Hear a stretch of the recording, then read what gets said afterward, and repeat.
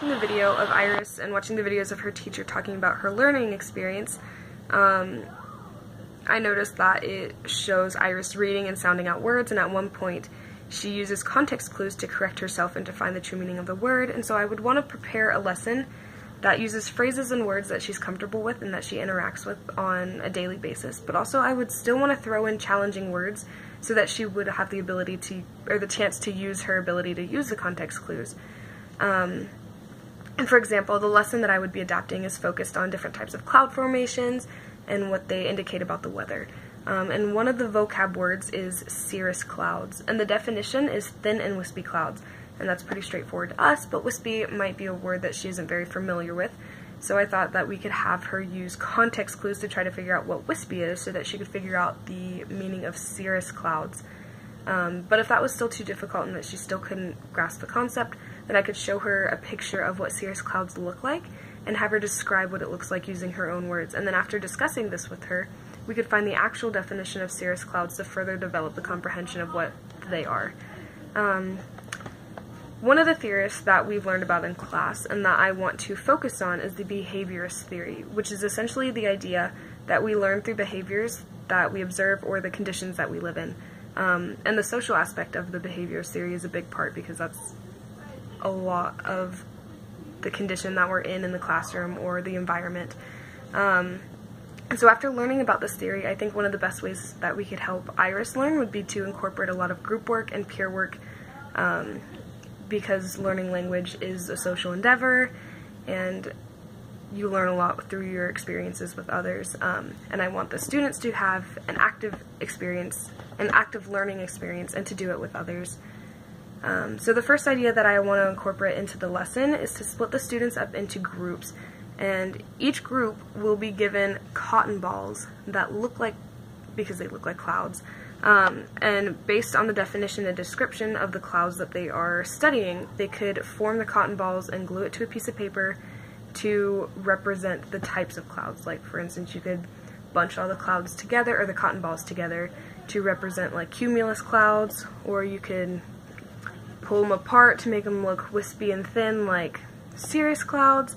And that would not only give them the formal definition of what the clouds are, but it would also give them a tangible and like hands-on experience with the vocab words, which will link comprehension more.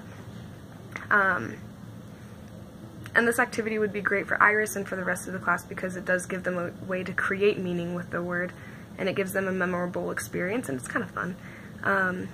And one of the things that we want to focus on with language learners is comprehension, and so Iris already seems like she can speak pretty fluently, and she seems comfortable talking with her friends, but she says that she sometimes struggles with using the right words in different contexts, and this learning experience would be more memorable than just like copying definitions on a piece of paper. It would give her more exposure to the vocabulary in a memorable way. It gives a physical way for her to connect with the lesson. And then the second idea that I want to put into the lesson is to have all the students write a reflection on one thing that stood out to them, or just something that they remembered or found interesting during the lesson on cloud formations. And Iris mentioned that she loved reading and writing in one of the videos, and so this would give her a chance to practice the language in a way that she already enjoys. And then after they write their reflection, the students will share with each other what they wrote and what they thought.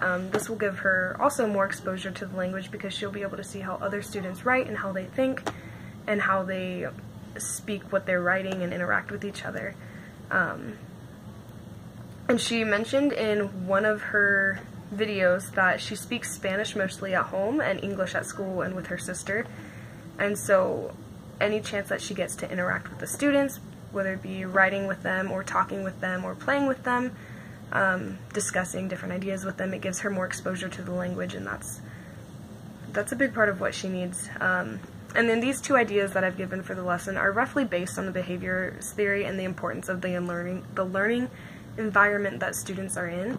The first activity is to give a physical stimulus in the lesson, and then the next activity is like a response from the students, which is the reflection that they write. And then they discuss their thoughts, which is reinforcing the vocabulary, which are all parts of the behaviorist theory. And it connects what they're learning and just makes the comprehension a little deeper. The tasks that I've chosen for the students to do in this assignment are engaging, and they're developmentally appropriate for 4th graders because they do have that ability to talk with each other and to think deeper and discuss, no matter what their language barrier is. And even with the language barrier in their classroom, they still thrive off of interaction with each other, and I think Iris would benefit from these because she is comfortable with her classmates and she does have a good relationship with them. And so that